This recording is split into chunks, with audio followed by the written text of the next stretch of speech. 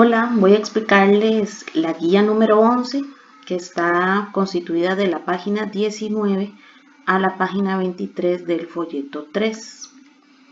El título de esta guía es Razones trigonométricas para ángulos complementarios. Bueno, ¿qué tenemos que recordar primero? Que en todo triángulo la suma de los ángulos internos es 180. Específicamente en este triángulo que vemos en la imagen tenemos el ángulo alfa más el ángulo beta más el ángulo de 90, ¿verdad? Porque recordemos que este cuadrito nos representa 90 grados. Y en teoría, la suma de esos tres ángulos debería dar 180 grados. Ya esto es un teorema y siempre se va a cumplir. Ahora, como nosotros trabajamos las razones trigonométricas con los ángulos agudos, vamos a también encontrar que en el triángulo rectángulo la medida de los dos ángulos agudos es 90 grados, ¿verdad? Quiere decir que, por ejemplo, si sumamos la medida del ángulo alfa más el ángulo beta, ya vamos a tener 90 grados, porque obviamente el cuadrito ya nos representa el otro 90 grados para sumar el 180. Entonces, si nosotros, por ejemplo, tenemos un triángulo rectángulo en el cual tenemos el ángulo de 90, tenemos un ángulo que por ejemplo puede medir 35 grados, la medida de este tercer ángulo lo vamos a obtener restándole a 90, ¿verdad? Entonces podemos decir por ejemplo que el ángulo beta mide 35 grados. Entonces para obtener el ángulo alfa lo que tenemos que hacer es tomar 90 grados, que es lo que suman los dos, y le quitamos el ángulo que ya tenemos que es 35. Por lo tanto, la medida del ángulo alfa sería 55 grados. 55 grados, disculpen. Ok, decimos entonces que la suma de estos dos ángulos es 90 grados. Por lo tanto, estos dos ángulos, tanto el ángulo alfa como el ángulo beta, son ángulos complementarios.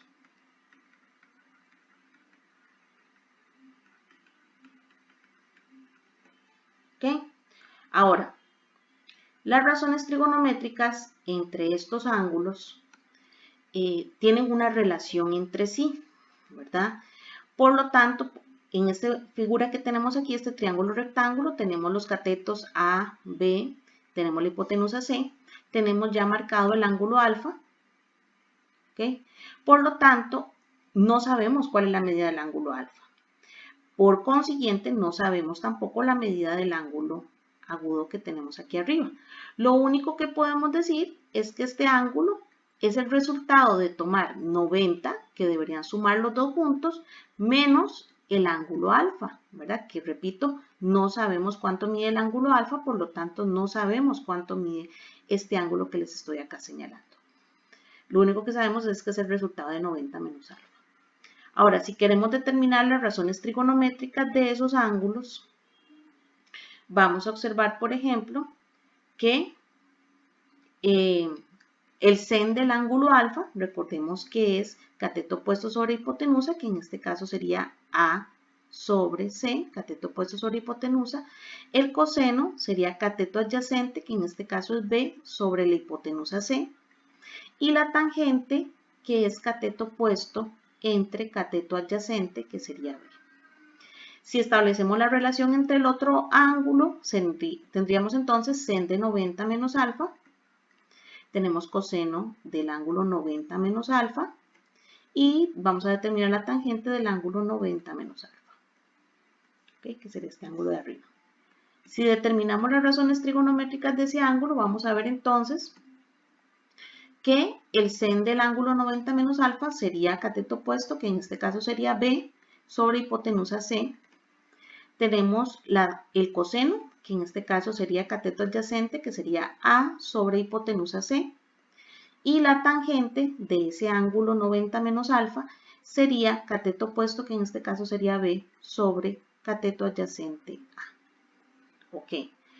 ¿Por qué hacemos esta relación para ambos ángulos? Porque necesito que observen que la fracción o la razón que representa el sen de alfa es precisamente la razón o la fracción que representa el coseno de 90 menos alfa. Son la misma fracción. Por lo tanto, entre estas dos razones trigonométricas hay una equivalencia. Entonces decimos que el sen de alfa es equivalente al coseno del ángulo complementario, que en este caso sería el ángulo 90 menos alfa.